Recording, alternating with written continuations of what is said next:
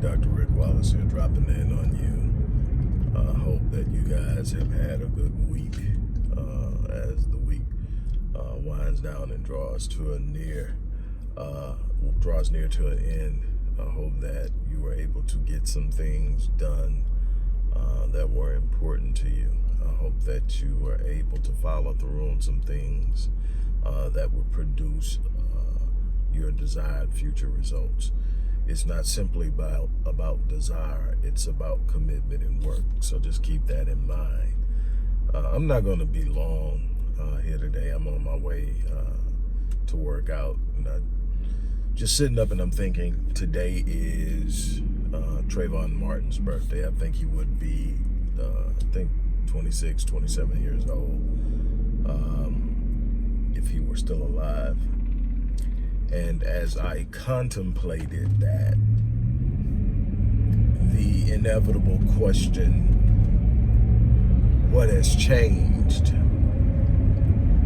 came to the forefront of my mind.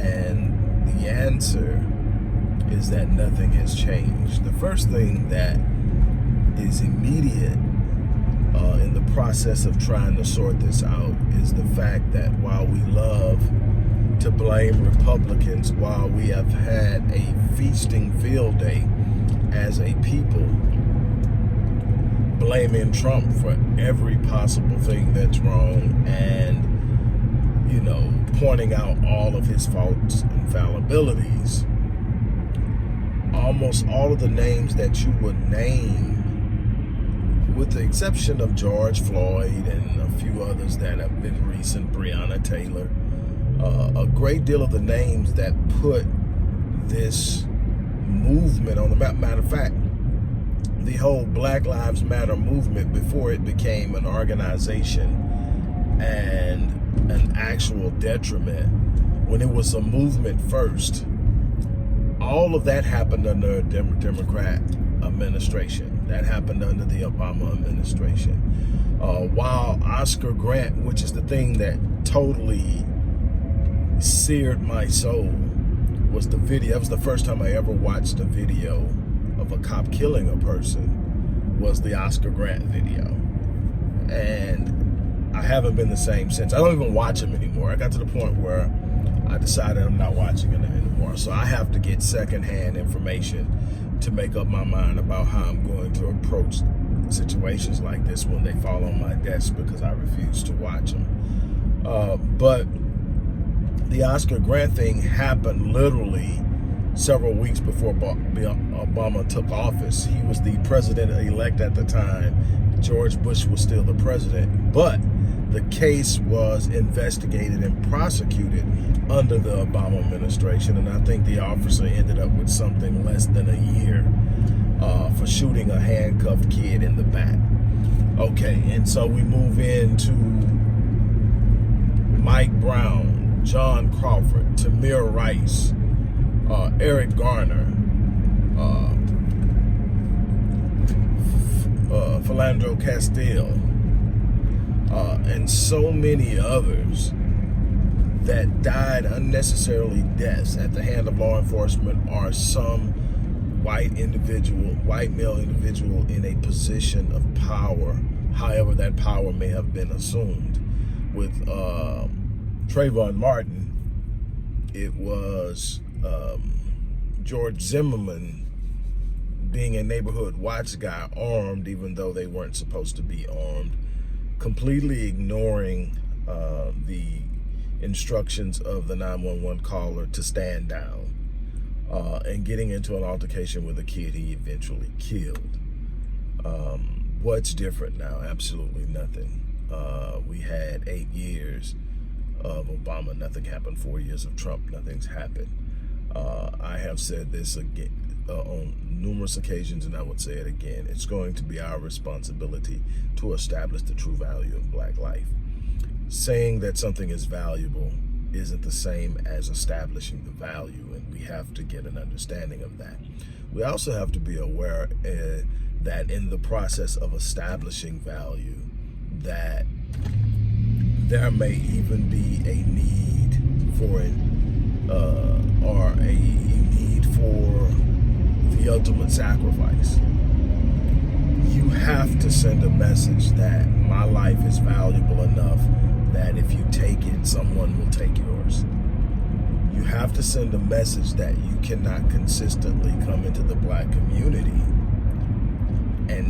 and kill unarmed black men and women, because we have to remember Breonna Taylor and a number of others that were unarmed at the time. Kill them with no retribution, with no accountability, and go on, because while this country loves to present the idea that it stands on morality and ethics, its history does not uphold that declaration.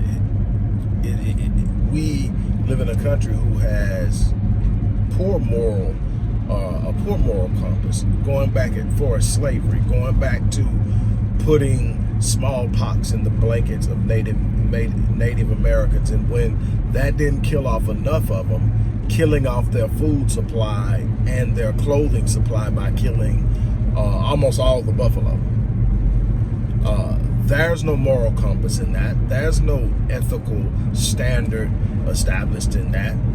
And you go on, the syphilis study from 1930 to 1970, the 1930s to the 1970s. Go on, the awareness of certain vaccinations by the CDC, increasing the risk of autism in young black males. You know, and I can go on and on and on about the moral fabric or the lack thereof of this country. So this country isn't built on a moral compass. That's why appealing to the moral turpitude, so to speak, of Americans, of white Americans, achieves nothing, gets no results, and leaves us in the same situation. It's because that's not how we move. We move based on consequence. Most people in this country do what they are tolerant of suffering in the way of consequence. Most will not be able to deal with the idea of going to prison, so most don't do anything that will get them incarcerated. But if they feel they can get away with it, you would be surprised. You have to apply a negative consequence to a negative action if you don't want to consistently see the action. Appealing to someone's moral compass. If a person has a moral compass, you don't have to appeal to it to ask them not to do something that's immoral.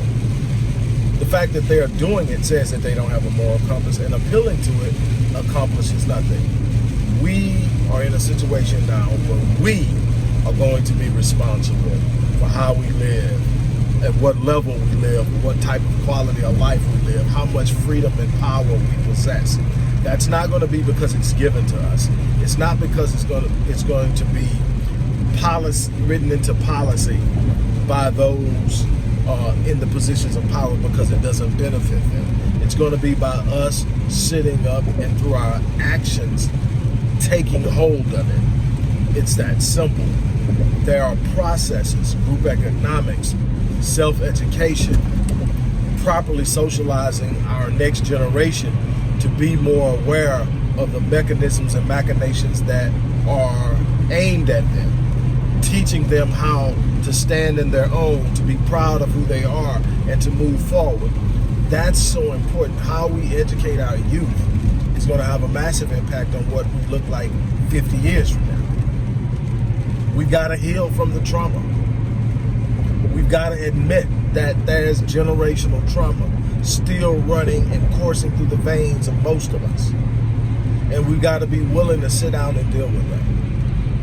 You know, so when I think about the senseless death of Trayvon Martin and the fact that George Zimmerman is still walking around doing jackass, crazy, stupid stuff,